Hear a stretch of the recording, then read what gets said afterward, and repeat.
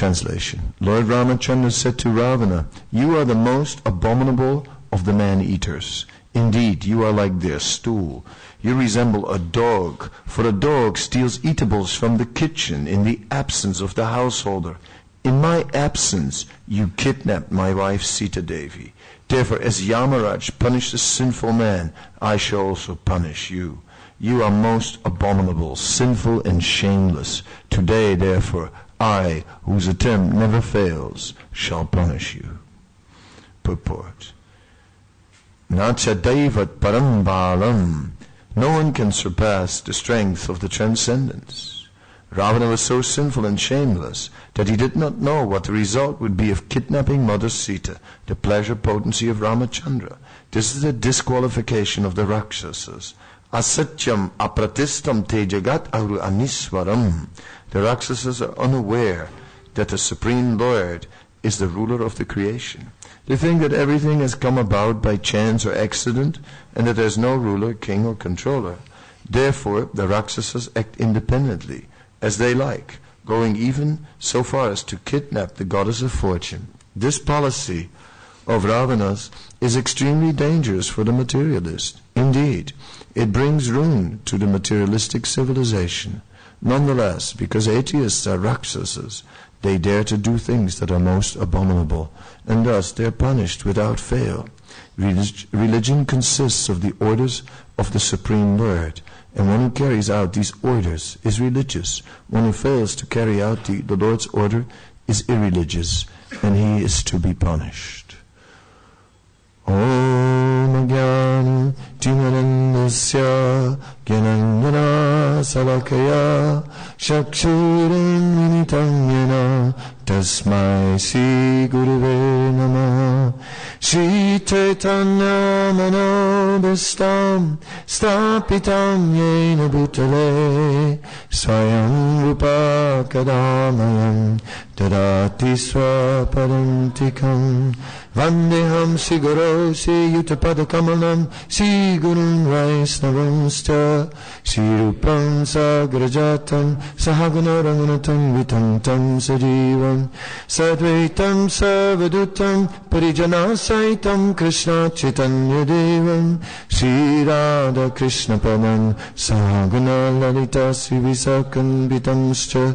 He Krishna Karuna Sindhu Dinabandhu Jagatpate Gopesa Gopika Kanta Radha Kanta Namastate Tapta Kanchana Gaurangi Radhe Vrindavaneshwari Vrisabhanu Sutadevi Pranamami Hari Priye. Shri Krishna Chaitanya Prabhu Nityananda Shri Advaita Gadadhar Sivasami Gaura Bhaktavinda. Hare Krishna, Krishna Krishna, Hare Hare, Hare Rama, Rama Rama, Hare Hare.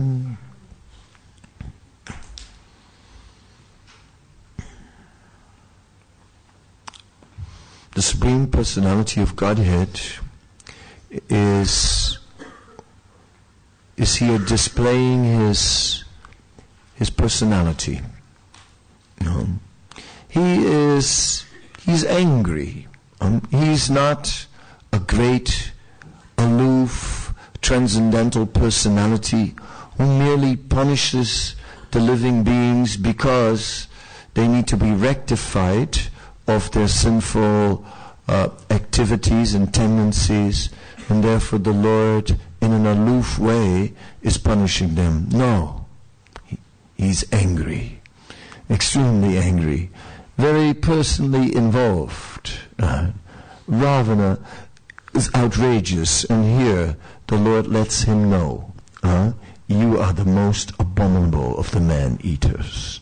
Indeed, you are like their stool. You resemble a dog. I mean, he is getting into it.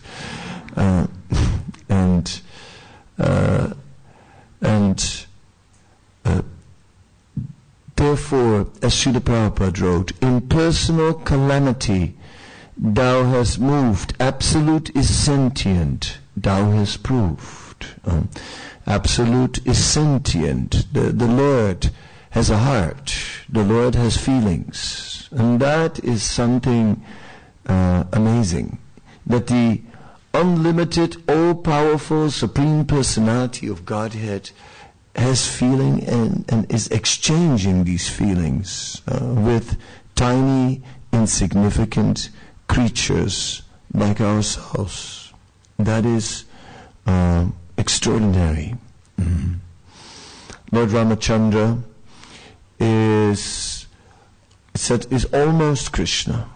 When Lord Ramachandra comes into this world, he is unlike the other avatars, also like Krishna, performing extensive pastimes. For example, other avatars, other incarnations like Lord Nrsingadev, they appear for a particular purpose, a particular pastime, and then it's over. Lord Nrsingadev comes out of the pillar, and as we see on the painting in the corner there, rips open the abdomen and so on of Hiranyakasipu. It's a full-on painting, depicting it very well. But then afterwards, not so much more, not lengthy, extensive, many pastimes. But Krishna is performing so many pastimes, so many. And Lord Ramachandra also. The Ramayana is quite a story. It's not just, and then he did this, and then he did that, and that was it. No. Extensive. So, in this way.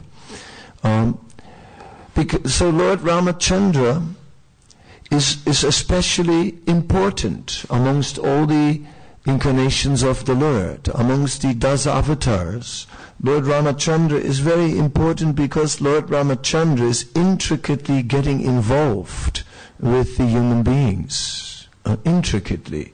He's intricately showing so many aspects of Dharma, so many details by all these pastimes. And all these details are actually imprinted upon the mind of those who get absorbed in the Ramayana.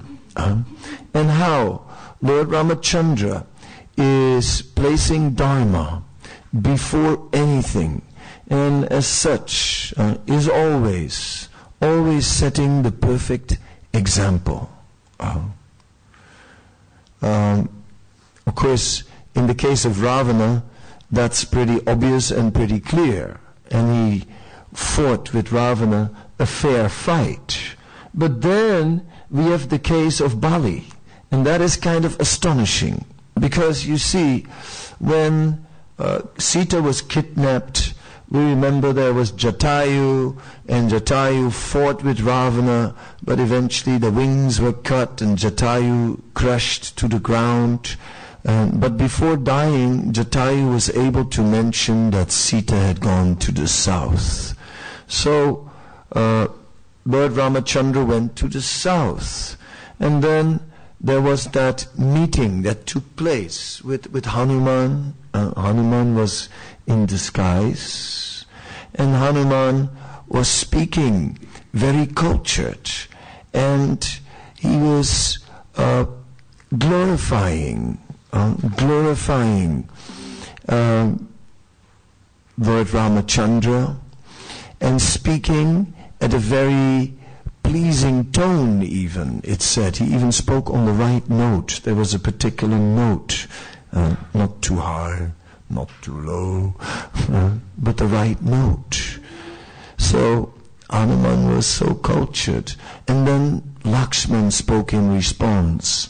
And Lakshman explained, yes, this is Ramachandra. He is the Yuvaraj, the crown prince in the Raghu dynasty. And I am his servant. So Lakshman took a very humble position. And then Hanuman arranged that a pact was brought about between Lord Ramachandra and Sugriva. And in exchange, Sugriva would help to find Sita with his monkey army, and Ramachandra would take care of Bali. Bali was the great enemy of Sugriva. And Bali would come every day. There was a place where Sugriva could not go because of a curse. If he would go there, he would die. So, Sugriva was hiding in this place from Bali. And Bali would come, would fly in the sky every day, and would not touch the ground of that place, but would kick the head of Sugriva, and then fly out on the other side. That was his daily pastime. So, in that way, Sugriva, it was getting a real headache for Sugriva. And therefore, something had to be done. So Lord Ramachandra agreed to take care of the situation. And what he did is he hid behind a tree. And then Bali came to kick Sugriva. And then from behind the tree, he shot him. He just shot him with an arrow. And Bali is lying there on the ground, mortally injured. And Lord Ramachandra came forward and stood there, and Bali said, now we see the truth coming out, right? Instead of challenging me for an open fight, you hid like a coward behind a tree and shot me from an ambush. What kind of hero are you? Are you the personification of Dharma? Like this. And then Lord Ramachandra explained, he said, look, Bali, look, you are a very sinful personality. You are every day harassing your brother who's innocent, right? And you're just harassing him. And he said, Bali, who are you? You're saying I should have challenged you to an open fight? But you are not a Kshatriya. You are not a noble Kshatriya. You are a mere animal. And an animal, the Kshatriyas, they go in hiding and shoot the animals from a place in hiding. So, what was wrong? How did I transgress Dharma? And then it began to dawn upon Bali, yes, I am sinful, I am an animal, and he was satisfied and left his body in that way. And the reputation of Lord Ramachandra as the upholder of Dharma remained intact. But then comes the situation. Ravana is killed, and it's a whole thing. And that will happen tomorrow, right? And it's a whole dramatic scene, and we're getting close to it. But then after that, what happens is just something else. Sita is brought forward. Sita is brought forward before Lord Ramachandra, and they're reunited after all the trouble. And then Lord Ramachandra said, very good, Sita. You are free now. You are free to go. I mean, free. This is the drama, right? This is the part. Anyway, Sita is free to go because she stayed in the house of another man. But then we know that actually, then Sita is ready to go into the fire to prove her chastity, and if she comes out unharmed, that will prove her purity. So Sita goes in the fire and comes out unharmed. Right? Of course, we know that when Ravana was coming and tried to take Sita, that Sita actually jumped in the fire. She jumped in the fire then, right? Because she could not think that this Rakshasa might defile her body. So she just jumped in the fire. But she didn't with the idea, I'd rather give up my life.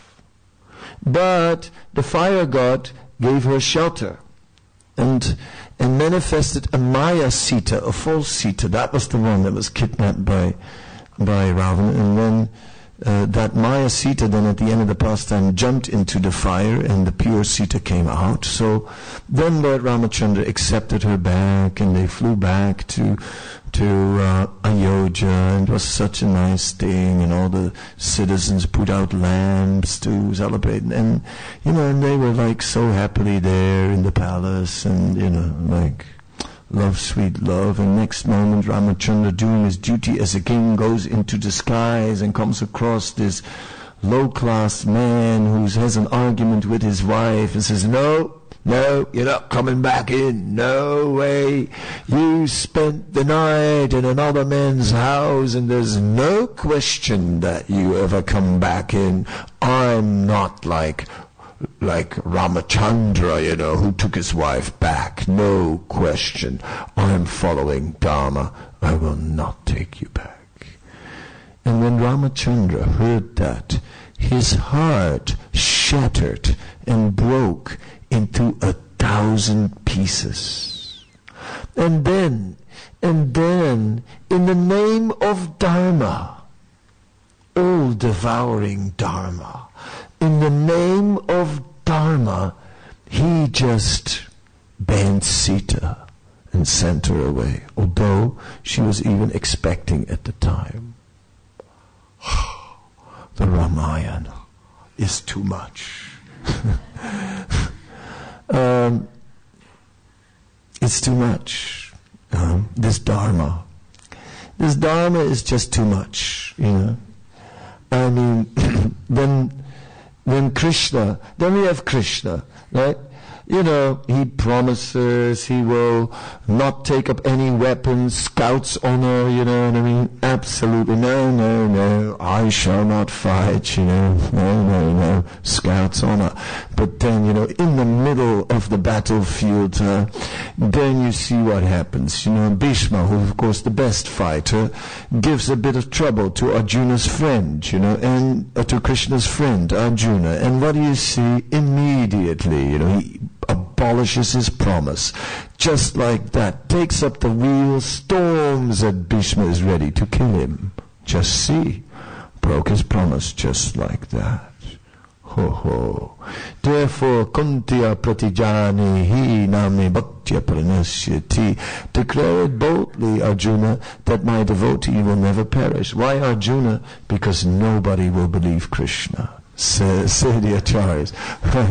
Everybody knows Krishna is a liar.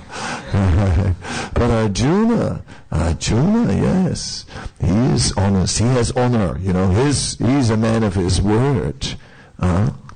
Remember that time when Arjuna was ready to enter the fire because Mahavishnu was stealing the children of the Brahmana? And Arjuna was the protector and said, if I cannot protect, then I will enter the fire. So that's Arjuna, a man of his word. Yeah, so this Dharma is for this world. The principles of Dharma are for this world. When the Supreme Personality of Godhead comes to show how to live in this world, then he displays the principles of Dharma. But when the Supreme Personality of Godhead comes to show what it's like in the spiritual world, then he breaks all the rules of Dharma, because his devotee is more important to him even than his own reputation, even than Dharma. He's ready to put his devotee before anything, and that is Krishna.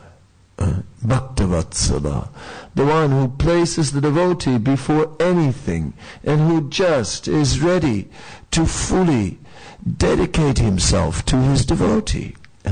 It's that Krishna even takes the form that his devotee desires. Krishna is known as Daksha, one who is expert. He's expert, and Krishna was fulfilling different purposes at the same time. So as he was breaking his promise to show that he was even transcendental to Dharma, he was also reciprocating with his devotee. Bhishma, who had this viraras, this relationship of chivalry with Krishna, and who was fighting with him, shooting arrows at him, and the arrows were making wounds on the body of Krishna.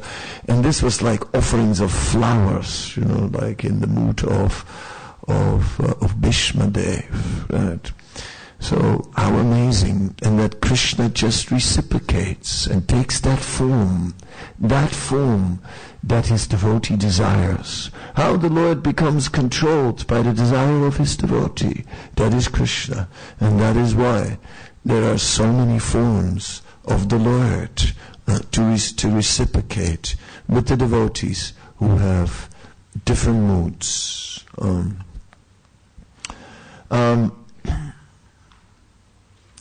Therefore, devotees of Krishna, they have a different mood than the devotees of Ram. Right? The devotees of Ram are very strict about Dharma, and the devotees of Krishna, they lie sometimes. Right? It's like as long as it's for Krishna, right? For Krishna, no problem. Yeah, sure, yeah. We can lie. Although we see even that illustrated in that pastime with Yudhisthira, who was asked to lie. Yudhisthira was such a saintly person that he just never in his life spoke a lie. Which is sort of extraordinary, to say the least. Never spoke a lie in his life, and therefore his chariot never touched the ground, just like the demigods, who don't touch the ground, who float above the ground, and the dust never settles on their body. So in this way Yudhisthira had that benediction. But then he was asked to lie, and he couldn't. Asvatthama is dead. No, I can't say that. All right. Here's an elephant, Asvatthama. Just say Asvatthama, the elephant is dead. Asvatthama, the elephant is dead. Just blew a conch at that time, and just see. And Yudhisthira felt so bad. Because although in a way it was not a lie, it was a lie, because it was implying something else. So even that was too much for him. Right? Like implying something else, and in this way fooling Dronacharya. Yudhisthira had big problems with it. And he had some hesitation about the whole thing, and even after felt guilty. And then his chariot touched the ground, and then Yudhisthira fell. Just see, I got the reaction. It was a lie. And so he had this doubt. But then at the end of his life, he had to see. He had to go to hell. And he saw that all his brothers were there. Which was not a fact, but it was his hell to see that. To see his brothers in hell, who were not in hell, but he saw it. That was his hell. For a moment of hesitance, he had to, for a moment, to go there. To show that the devotee's morality is not mundane morality. The devotee's morality is to somehow or other please Krishna. In the name of that, many things have been done. In Amsterdam, our Dhananjaya had a temple. He was the temple president of a temple in a flat, and they were doing the ritual with the spices and so on, and the chants, and it went into the air vent system, and within no time people were fumigated in the building, and the extraterrestrials were thrown out. So they were on the street, and then they couldn't find a place, and Prabhupada was coming, so finally they found this place, a storage for vegetables. It didn't even have a floor. It just had street tiles. So then they went to this construction site and started loading up wood for Krishna, and to make a floor in the temple. And as they were going for a second load, they saw that blue light of the police, And the police are always, all right, what's going on? All right, what? And as the police came, Dhananjaya told the devotees, the Super Soul inspired him, and he told the devotees, just start unloading all the wood and put it all on the side. And the police said, all right, what's going on? Officers, we are monks and we needed some wood for our monastery and we were taking it, but then we realized that God will not be pleased by this, and therefore we decided to put it back. And they were putting it back, and the police said, all right, put it all back and don't let it happen again, And the cops left, and Dhananjaya said, okay, start loading the van. So this transcendental morality was certainly very much there in the early days of this movement. But sometimes it got a bit too transcendental, you know what I mean. When they start to tell Prabhupada how the collection in Japan was going on for the Krishna Balaram Mandir, and that sometimes they would ask for receipts, and that or they would offer people a receipt, and then they'd say, "Oh, can I borrow your pen?" And they'd get all these businessmen with expensive pens, and it's like, okay, gave the receipt and pocket the pen, and that way the collection went up.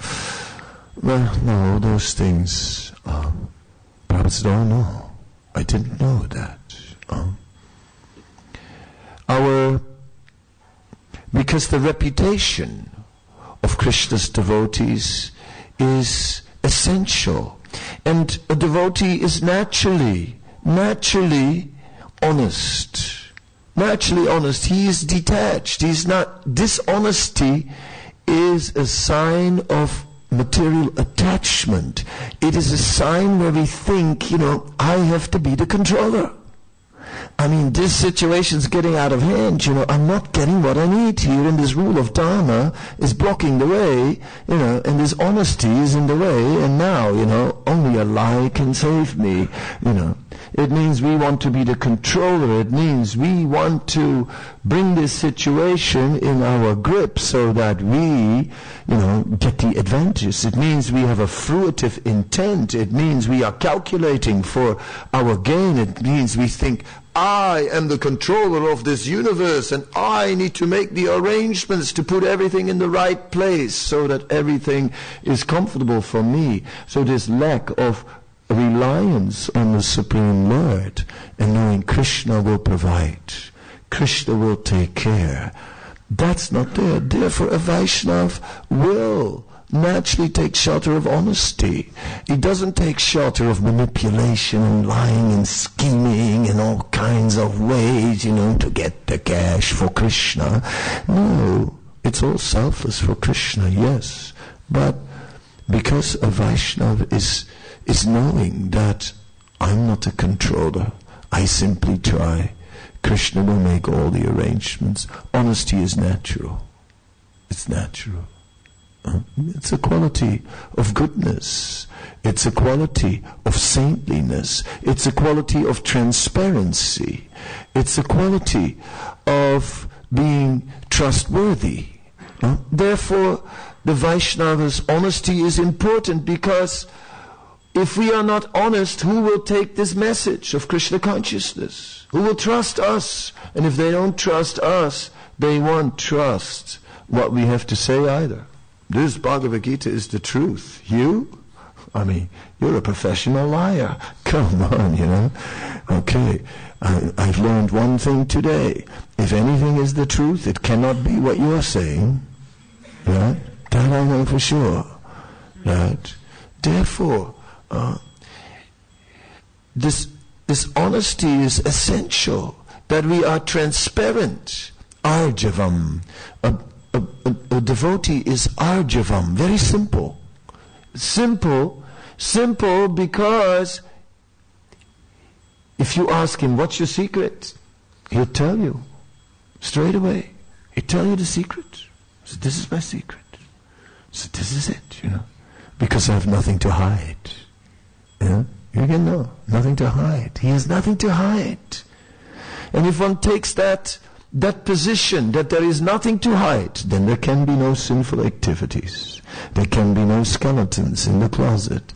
But then, if there's nothing to hide, oh, how nice is life. How simple is life. No facade, no mask. Just be as you are. Satyakama Jabala. There's the Jabala Upanishad. A whole Upanishad is dedicated to Satyakama Jabala, who went to Gautama Muni and asked to become his student, and Gautam said, what is your Gotra? What is your family lineage? I don't know. Who is your father? I don't know. Ask your mother. He went to his mother. He came back. He says, my mother also doesn't know. Then Gautama Muni said, you are a Brahmana. No one would have spoken the truth but for a Brahmana. Such an unfavorable truth. Everyone would have, tried to sort of at least present it a little different. Well, my mother suffers from amnesia. So that's the reason why she can't remember. Right? In some way or other, you try and sort of speak the truth, but present it just a little better, a little better, but not such a karma. No, as it was. And Gautama Muni said, you are a Brahmana. You have the qualities of a Brahmana. So, Brahmana means Vaishnav must automatically be Brahmana because they're parallel. They're parallel. The mode of goodness is parallel to transcendence. It is a pure reflection of the spiritual standard, of spiritual behavior. And therefore, the qualities of goodness and honesty must be there for the Vaishnava. So, although we are transcendental to Dharma, generally we will follow Dharma. Because Dharma is wonderful. Because Dharma is the way of the spiritual world. But whether we would have sent away Sita just because some guy, like some low-class person is saying, whether we would have done that, I don't know. But if you're the king, what can you do? When people don't trust the king, then the kingdom is finished, because then no one will listen to the king. The king is so respected. We don't understand what it means to be a king. No idea. I was, somehow or other, I became temple president of Vrindavan. And then, at one point, every day at about 6 a.m, someone would knock on the door of my room, and I'd open the door, and there's Radha Govinda Swami. And he would fall on the ground and offer obeisances. So, me too, And I go, Maharaj, please, Maharaj, no, what are you doing? Don't do that. And he said, no, it's my duty. And then he'd go away. The next day he'd come back and do the same thing. For a whole week. He'd come every day to my door, knock on the door and pay obeisances. Then finally I say, Maharaj, please. Maharaj, why are you coming like this and doing this? Maharaj, please. He says, no, it's my duty. He said, after all, you are our father. And he never thought of it like that, I was like shocked, I never thought of myself as his father, what I mean? I'm his father. What does he mean, I'm his father? But, he got me thinking like anything, and I realized, this is amazing. He's basically telling me I should be like a father, the father of all, because, the king, the president, he's the father of everyone, a well-wisher who is kind and wise, an example to all, an inspiration, someone who is just so inspiring in his example that you just want to follow him, who takes care of you, and then whether he punishes you or whether you accept it. Because I know, I deserve it. I mean, he's my father, my noble father. And I said, jeez, God, I thought I just had to sign some checks, and I had to sort of like sit in a few meetings and like a sort of, talk about the roles and the responsibilities, and all these kind of things, the strategies, the policies. And I thought, I just had to sort of pick up a management book, like but now I had to be a father, God, that was something else, Well, so that's what it is. So this Dharma is essential to us, because without it, how will our movement be a success? And therefore, without Lord Ramachandra, and without appreciating him deeply, how will our movement be a success? And yet, we are Krishna Bhaktas. He is our Istadev. And yet, we are sometimes transcendental to that Dharma. Okay, I'll end in that way, since it's almost time, and see if there are any questions or comments.